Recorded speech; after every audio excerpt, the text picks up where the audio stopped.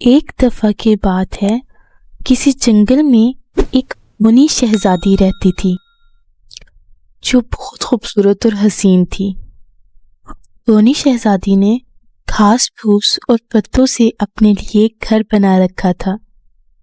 اگرچہ یہ جنگل بہت خوبصورت اور حسین تھا، مگر پھر بھی بونی شہزادی کا دل یہاں رہتے رہتے اچاٹ ہو گیا تھا اور وہ اپنے جیسے انسانوں میں جا کر زندگی گزارنا چاہتی تھی۔ آخر اس نے اس سلسلے میں چچا مینڈک سے بات کرنے کا فیصلہ کر لیا۔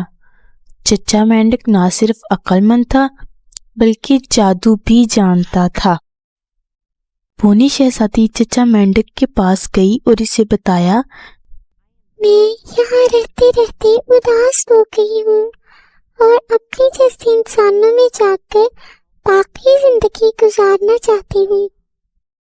چچا مینڈک نے بتایا، میں جادو کے ذریعے معلوم کر کے کل بتاؤں گا تمہیں کس طرف جانا چاہیے۔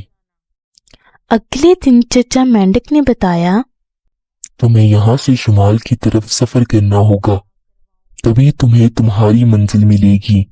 تمہیں ایک جادو کا پتہ دیتا ہوں، وہ جہاں جا کر رک جائے گا سمجھنا وہی تمہاری منزل ہے۔ یہ کہہ کر چچا مینڈک نے بونی شہزادی کو جادو کا ایک پتہ دیا اور بونی شہزادی پتے پر بیٹھ کر چچا مینڈک کو خدا حافظ کہہ کر ایک نامعلوم منزل کی طرف روانہ ہو گئی۔ جادوئی پتہ جھیلوں، تالابوں، نہروں سے گزرتا ہوا آگے ہی آگے بڑھتا چلا گیا۔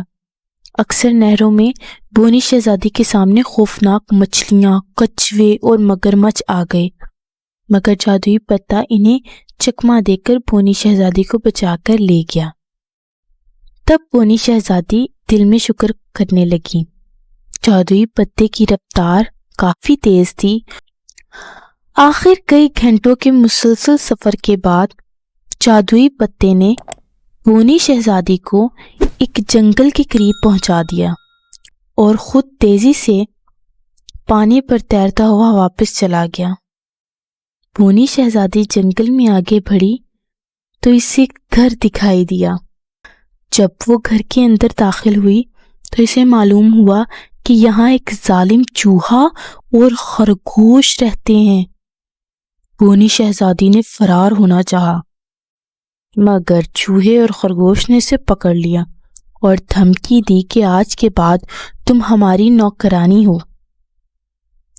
اگر بھاگنے کا خیال دل میں لائی تو تمہیں جان سے مار ڈالیں گے۔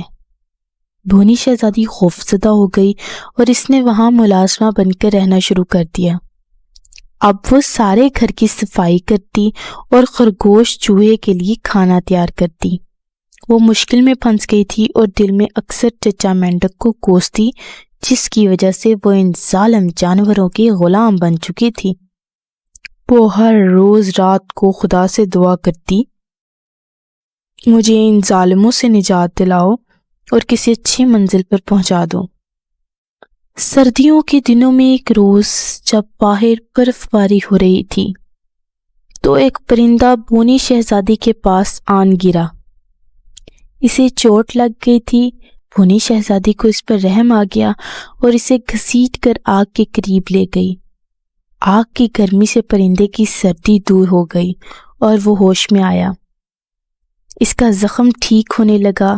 شہزادی نے مرہم لگا کر درد کو بھی ختم کر دیا۔ چوہا اور خرگوش چونکہ اپنے کمرے میں سو رہے تھے، اس لیے انہیں کچھ خبر نہیں ہوئی۔